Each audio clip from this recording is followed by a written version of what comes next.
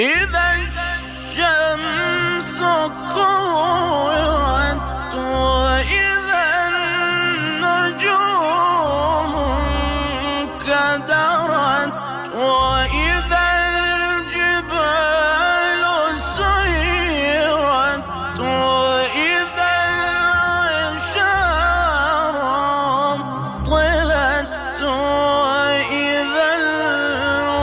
الوحوش حشرت وإذا البحار سجرت وإذا النفوس زوجت